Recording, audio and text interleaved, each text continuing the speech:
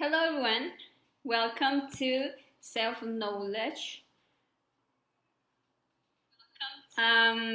Today we have, as every Wednesdays and Fridays, our Phase A lectures.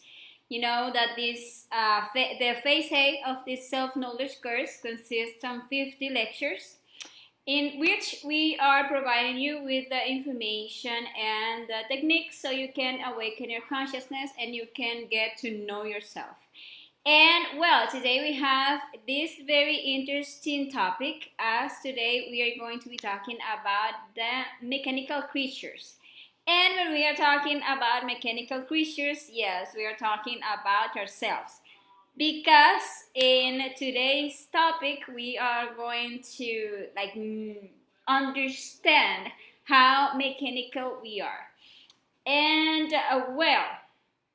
let me just share this over here, and we are going to be starting today's lecture.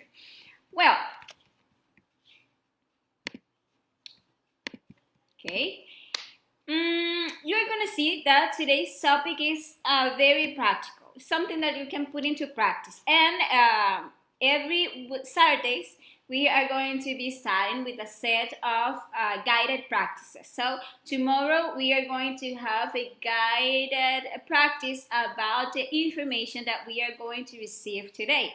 And this topic will allow us to discover, as I was saying, our own mechanicality, how all those mechanical reactions that we have are the ones that continually lead us to act in a wrong way, are the ones that have led us to create and maintain bad habits, and are the ones that doesn't allow us to awaken our consciousness. So we are going to understand today how we are mechanical creatures and how to get out of that mechanicalness in which we find ourselves, since as long as we continue to be mechanical creatures acting under the mechanical programming of our ego, we will not be able to awaken our consciousness. So let's start by understanding what is a mechanical creature, right?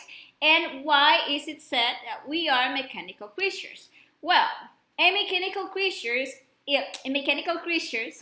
is a machine that is not self-conscious, but is managed by another one who moves it or who programs it to act in such or such a way.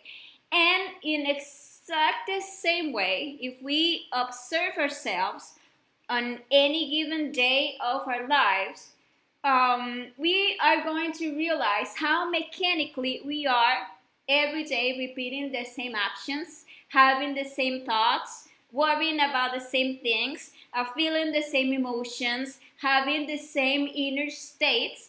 And we are going to see how we always react in the same way before the same situations or circumstances, like in this constant and repetitive way, and this moved by the programming or by the commands that our psychological eyes or psychological defects give us all the time. Each of our psychological defects, our anger, our laziness, our impatience, our jealousy, our pride, our lust, our gluttony, any of those many psychological defects that we have, they are manifested through our energy centers, and they come and they manage our human machine, and they dictate us what to do. They dictate us how to react. If anger is in front of any situation, comes and take like the command of my body, it's going to start to dictate me what to think. It's going to start projecting certain kind of thoughts in my mind. It's going to start making me feel certain things related to anger in relation to that situation. And the same with each one of our psychological defects. They come and take our body, and they dictate us what to do, how to react. And we, as simple unconscious machines, as simple puppets of our ego, we go and we react according to the programming of that psychological defect. And if you start self-observing yourself, you're going to see that every morning when you wake up, the same situations start happening, being moved by the same psychological defects. For example, the programming of laziness and or anger is activated since the very moment that you open your eyes, and you feel annoyed because the alarm rings every day. Because you don't want to wake up yet. Yeah, but there is a situation that is recurring, happening every day, and is because of the programming that your own laziness, your own anger have in you in front of that situation. And mechanically, we go following the programming of our laziness, and we go and we postpone the alarm. And then repeatedly we have, because of that, the same conflicts, the same rush, the same delays, the same discussions, etc. And we can observe every weekend. For example, the weekend comes and we feel like sad, and the programming of of loneliness, for example, lead us to get depressed, and to start, looking for sad movies to watch. To remember the person that we lost, or every weekend we have another different programming. We have, for example, the eye of pattern that programs us that every weekend we are going to feel the same need, for a party animal, and is always going to make us do the same thing, go out, meet people, drink alcohol, or get high, etc. And we need to observe this so we realize how we are from day to day, from week to week, from month to month, from year to year, doing the same things, reacting before the same circumstances in the same way, according to the programming of our psychological defects. Each of our psychological selves has us programmed to react to any circumstance in an egoic way, never in a conscious way. And our lust, for example, has programmed us to react with lewdness to any, situation of a sexual nature. In front of an attractive or a semi-naked person, we go and we always react the same way. We blush, we arouse ourselves sexually, etc. And we always react in the same way without having a real self-control. Or, for example, our greed has us programmed to act, for example, with fear before the possibility of, or when experiencing lack of money, and to react with desire before the possibility of getting money is not in some easy way, even if it is not in an honest way. But that is a program that we have. And what about our anger or our pride? We are so programmed by these defects that if someone offends us or come and say something we don't like or criticize us, we immediately react with violence or with fear, which are, the two poles of anger. It's going to be, not everyone is programmed the same way, but we are going to react in one way or another because it's the same psychological defects, only it has two poles. Anger leads us to react to any situation with impatience, with intolerance, with tyranny, etc. And the worst thing is that we don't realize how we are going through life like machines, without the slightest self-control. reacting to various situations in just a mechanical and repetitive way to the commands of our ego without ever becoming aware of this situation. We believe ourselves to be autonomous, we believe ourselves to be free, we believe ourselves to be conscious, but actually the reality is that just as because of our unconsciousness, the law of recurrence is processed in us from one existence to another. We are taken from one life to the other one without we having control of this, without we deciding where to go, what to do, in which family to be born, under what situations. We are not. It's the divine law who takes hold of those decisions because we are totally unconscious.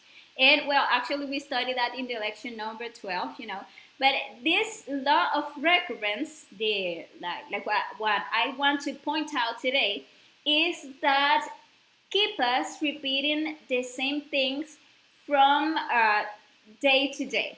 As this law of recurrence is processed from one life to another, and we are constantly repeating the same lessons over and over again.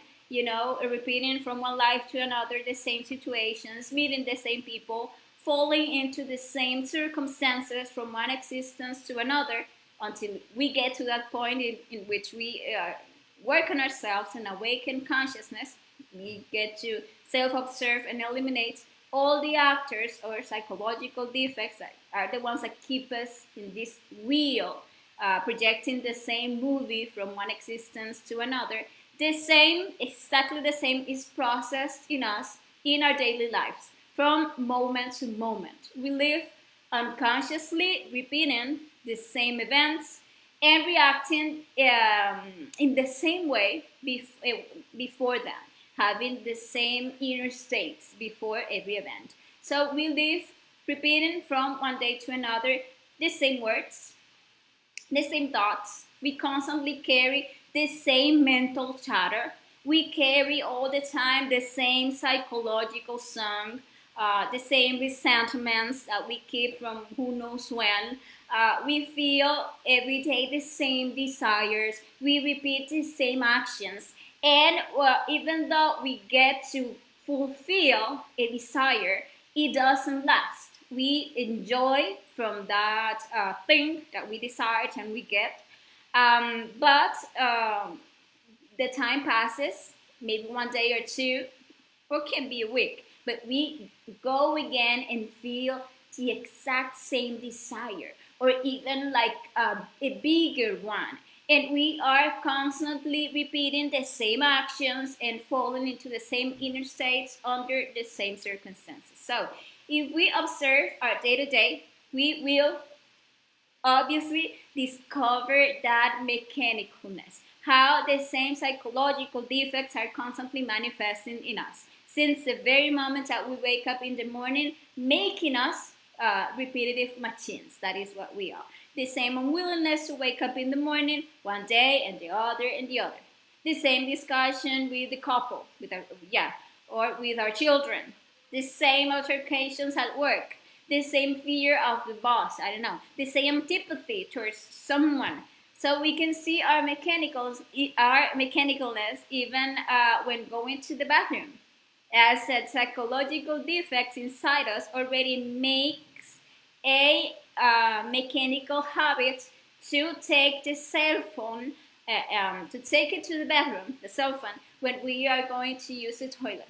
And while we are there, like making up our body, we are there in the social networks or watching videos, and we can see as every time that we feel the need to go into the bathroom, the same programming is activated that make us go and pick up the cell phone and take it with us. And we do the same day after day. Every time we feel the same desire, and every time we do the same thing.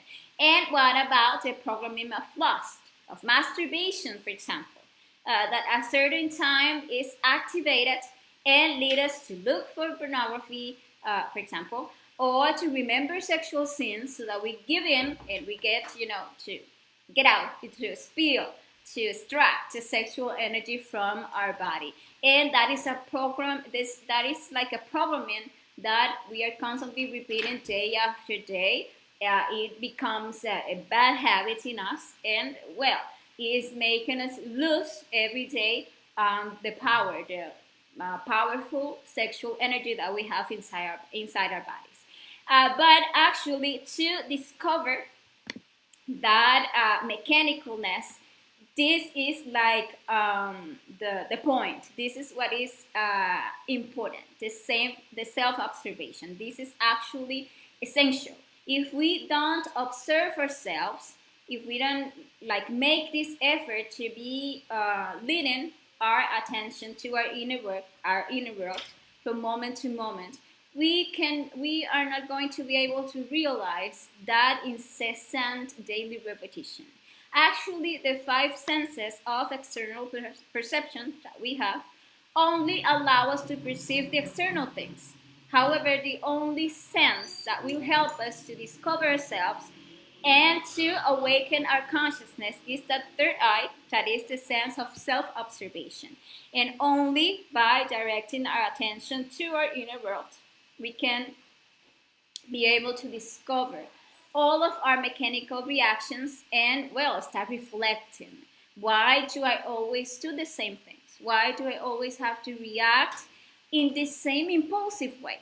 Why do I always have to fall for the same vices or for the same bad habits? And if we are self-observing ourselves in any situation, we can discover how the mechanical reaction wants to manifest itself, and then we can consciously deny ourselves to that. If we are in self-observation, we are like putting our conscious part into activity. Self-observation allows us to stay in the present moment, living the here and now, which is where and when our consciousness can manifest. So we can be like divided, or we can divide ourselves between the observer, which is the 3%, and the observed, which are the psychological defects. So consciousness observes our inner psychological states and can observe when any psychological defects want to lead us to react mechanically to any situation. Then when discovering the defect, we can then deny ourselves, we can go and eliminate it, and by eliminating it, we are going to be breaking with that mechanicalness. Say we find ourselves in a situation in which, for example, as I was saying, someone comes and offends me or treats me rudely.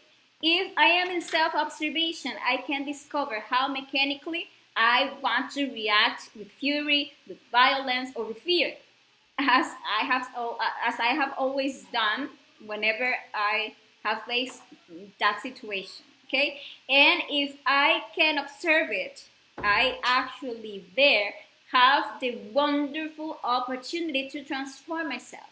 Okay, to start changing my way of thinking. So that is like the invitation. That is like what this lecture is bringing us.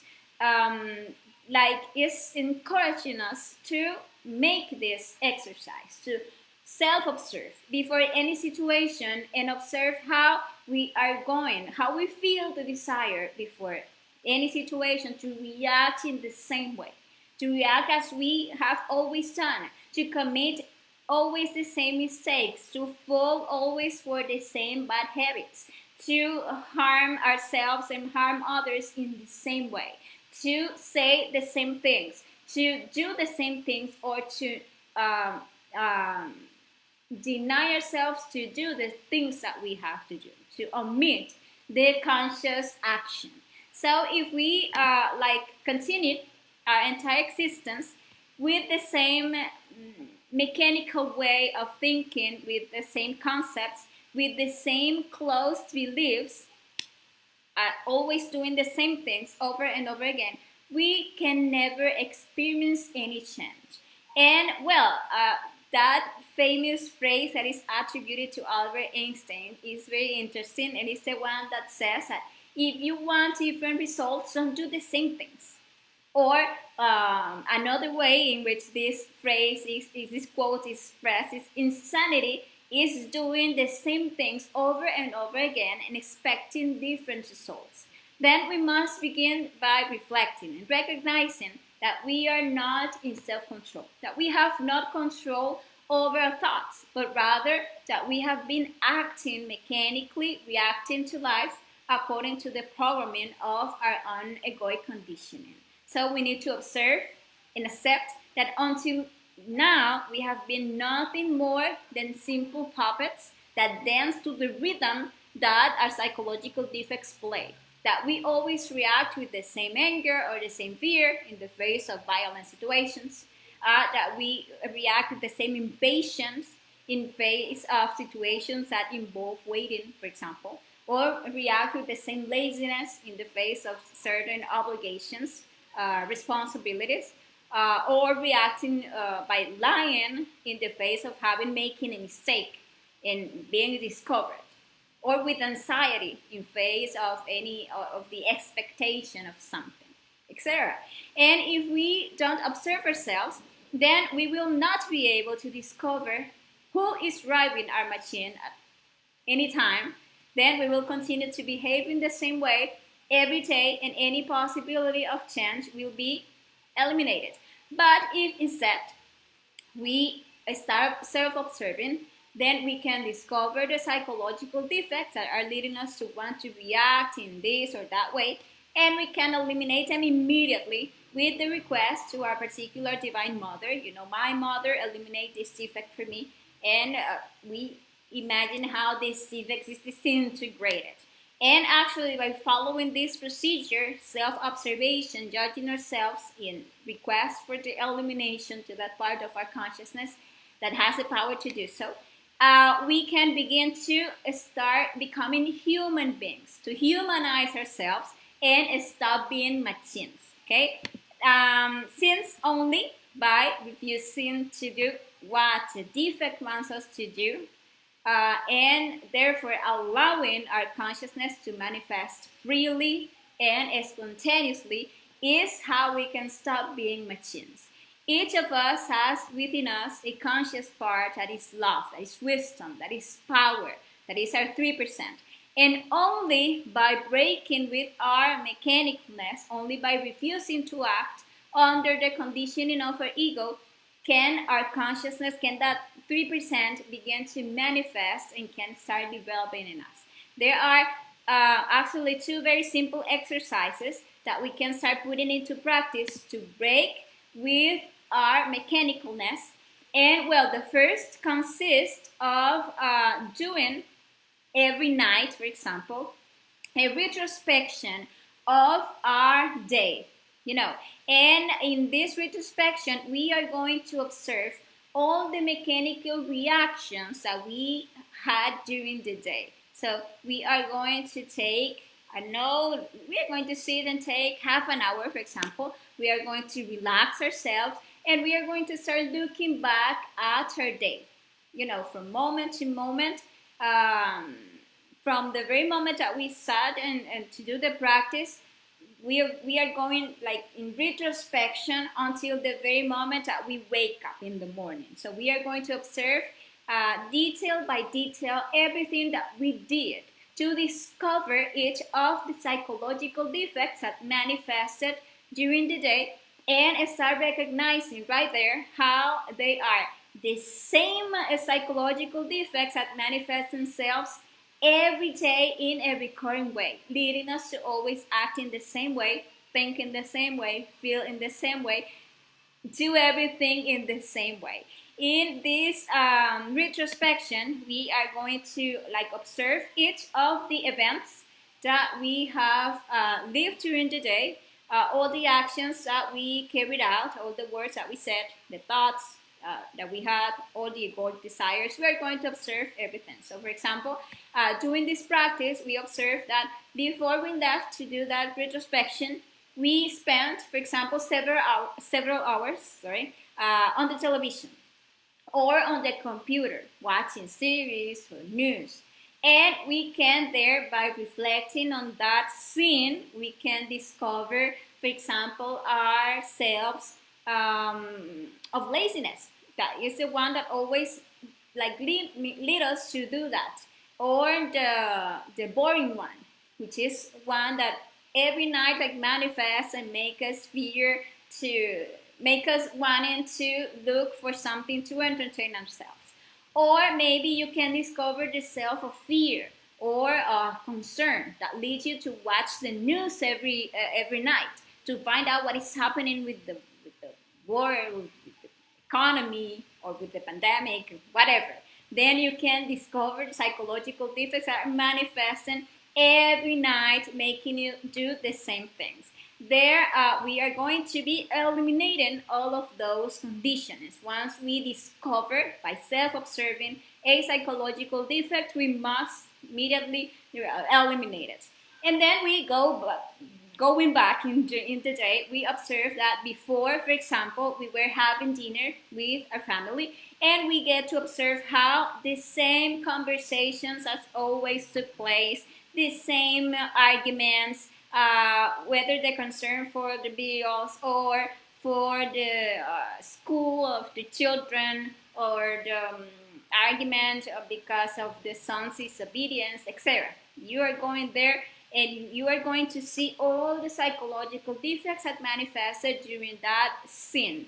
And well, going further back in the day, we remember that when we were at work, we were there, like always, flirting with a co-worker or with a client, and as always, lust manifesting there.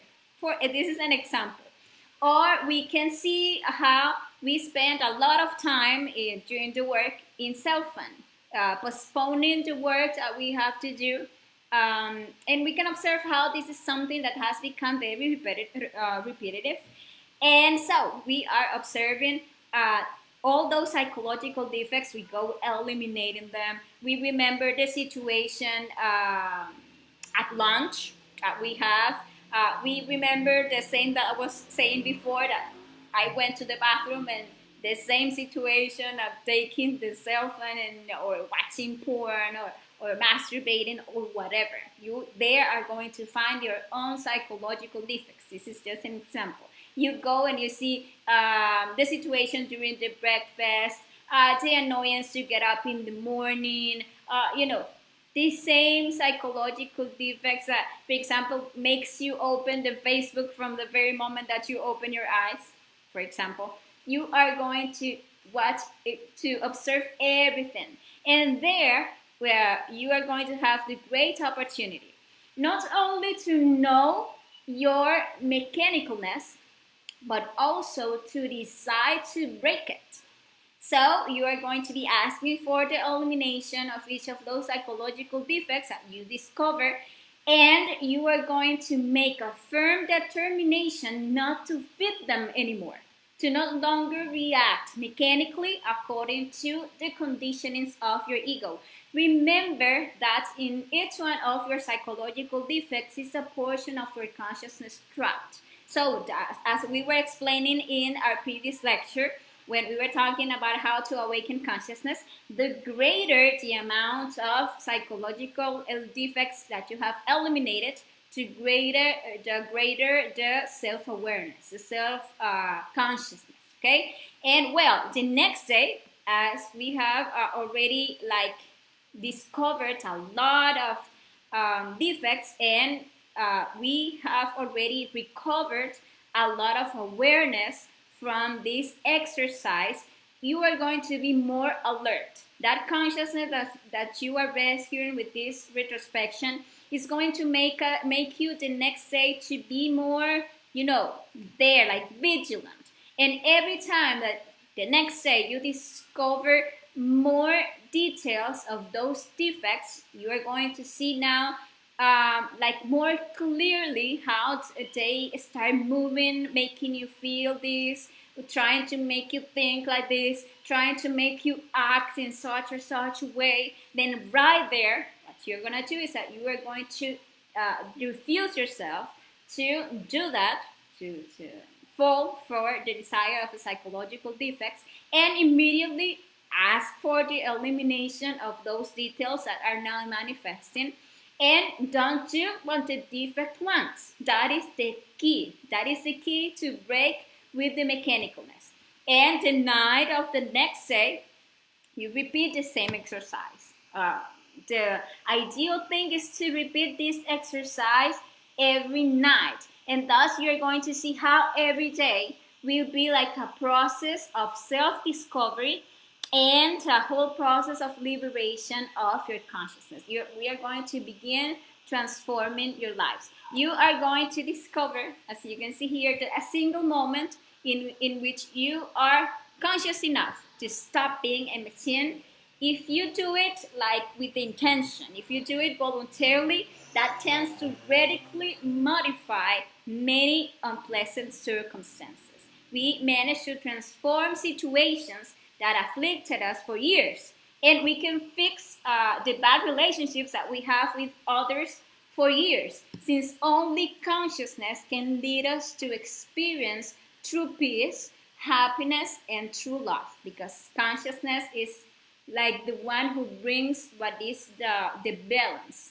And we experience consciousness when we can deny to the desires of our psychological defects and we eliminate it. And well, that is the first exercise. Actually, as I was saying, tomorrow we are going to have a guided practice with that exercise. So we are going to be making together a retrospection of the day. Okay? And well, the second exercise is another one that you can do. And this consists of focusing on radically transforming one moment of your day. So if when doing, for example, our daily retrospection, we realize that a very strong situation is recurrent, and well, you see that that is difficult for you to transform.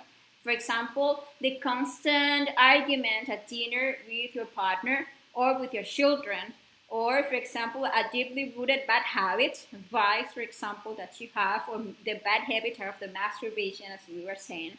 And well, you see that that is something like huge, something big, and that is bringing you many hard consequences. What you're going to do, you're going to dedicate a reflective meditation to that situation, only that situation. So remember that we studied reflective meditation in the lecture 22. So if you haven't seen it, or if you don't remember it, you can go and look it here in the video section of the page or of the YouTube channel if you're watching this in YouTube. And you can there see in the lecture 22 the step-by-step of the reflective meditation, okay? And well, in meditation, you are going to see that situation like in detail. You are going to just sit there and bring the scene and see everything that happens there, and you are going to be like alert to observe all the psychological defects that were activated in you in that situation at an emotional, mental, motor, instinctive, and sexual level. You are going to see everything that was moving there, and you are going to be understanding, and you are going to be eliminating every psychological defect that you discover in that situation, in order to transform that situation, in order to transform that bad habit or that vice. And once you see the whole scene and you work on it, you are going like to get out of the scene, and you are going to come and bring it again. And you are going to see it again, to find every time, to like going further every time. You can help yourself with the question, why? Why did I think like that? Why did I said that? What was behind this? And there you can be like deepening in the defects that were manifesting in you in front of that situation. And you are going to bring the scenes as many times as you need until you get to understand everything that was manifesting, that is all the time manifesting in you in front of that situation, and until you completely eliminate everything and you recover all the consciousness, until you can reach that moment in the day and you are able to maintain a total concentration, a total self-awareness, self-observation, without identifying yourself with any psychological defects before that situation, without reacting mechanically, um, never again. And well, we are going to dedicate to that as many reflective meditations as needed until we reach the complete understanding and the complete transformation of that circumstance. Sorry. And well, the same applies. If you modify that situation, you are going to be changing uh, your life, because one moment that you stop being a machine and that you start experiencing what is to move in life by consciousness, what is that consciousness start having the control of the human machine, that is your real self, your 3%, the one that is manifesting. You are going to have an enormous strength to continue transforming every part of your day and every part of your whole life. And well, to end this topic, I want to tell you about two psychological defects that are actually a big obstacle for us to break with the mechanicalness. And I think it's important to mention them so that we take them into account and we deny ourselves to them, because they are impediments for us to stop being machines. The first one is the laziness. Laziness will not let us make any change. We will have to overcome our laziness, which will generate in us like a discouragement to self-observe, a bad like like that bad emotion, like they're unwilling to do the retrospection, for example. Will always be We are going to like find always something more interesting to do, and this is our laziness that is like making us this impediment to for us to stop being machines.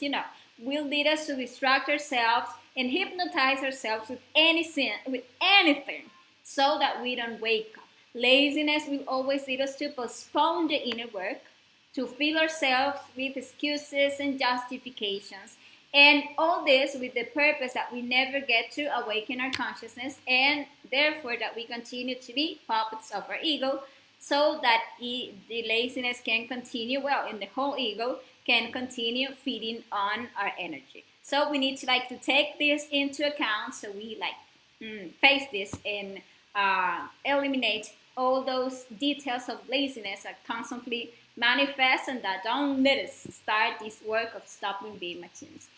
And well, the second defect that we need to take into account also is the mythomania. This is another one that prevents us from breaking away with our mechanicality. Mythomania is a defect that always leads us to believe our own lies, to believe, that we are good enough, and to justify all of our defects as valid. So it will not allow us to judge ourselves and change. For example, we have a smoking habit, and we discover by self-observing how that programming is activated at different times of the day, when we begin to feel the anxiety, the need to smoke after, for example, having a coffee, or to take a break at work to go out and smoke, etc. But instead of prosecuting that defect, the mythomaniac in us lead us to justify ourselves, and we let it like that, because that's not so bad anyway. And well, I only smoke one from time to time, and I need to actually work on that. That is the mythomania.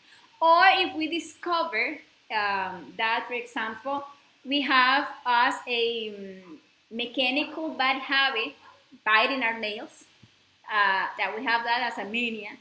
Actually, the mythomaniac in us tell us that later we are going to solve that. or that we are going to solve this by, buying all those nail polishes to stop biting our nails, sorry. And that maybe that's not so bad because almost everyone does it anyway. And but that way, that it's like you are going to observe these defects in everything. It's going to try to justify anything that we do so we don't change, or that we realize that we are slaves to the cell phone, that we spend the whole day mechanically checking for notifications, looking at what these people post or whatever, and that if we go out from our house and we leave the cell phone, oh my God, we feel the terrible anxiety, and we are observing that. But the mythomaniac in our minds will immediately seek for justification. It will find a use for it. And so we don't observe the situation, or we stop observing that, and we never eliminate the situation, and we continue being the same things. Actually, if we don't observe those two defects, laziness and mythomania, and we start like identifying them, we will never get ahead with these exercises, and we'll be like condemned our entire existence to be mechanical creatures. So the invitation is for us to decide to start self-observing ourselves and to break with our mechanical nature so that we can start developing our conscious part. And well, people, this has been today's topic. And as always, I will invite you to our next lecture, the one that we are going to see next week on Wednesday. And this is a very important lecture. It will allow us to understand the importance of becoming aware of our inner multiplicity in order to make a true and a radical change in ourselves, okay? So, well, this has been today's topic. If you have any question, you can leave your questions there, and I will be gladly solving any question that you have, okay? Any in live or after live, you can, after live video or after live, you can leave your questions. Well, here I want to greet Angelica and Christina. Hi, girls, how are you? And Angelica says, self-observation seems really easy, but it's hard.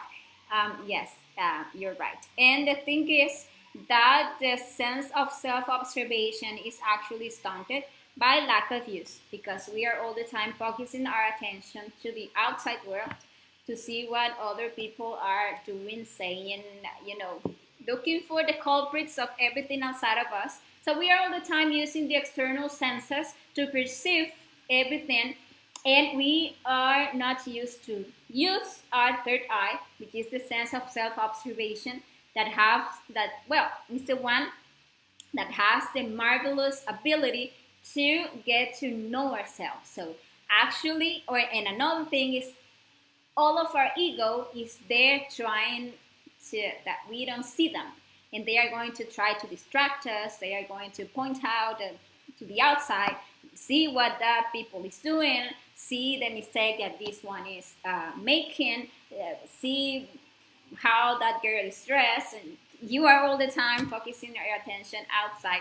And when you try to bring your attention to the interior, then you feel the anxiety, then you feel uncomfortable. But that is like the war.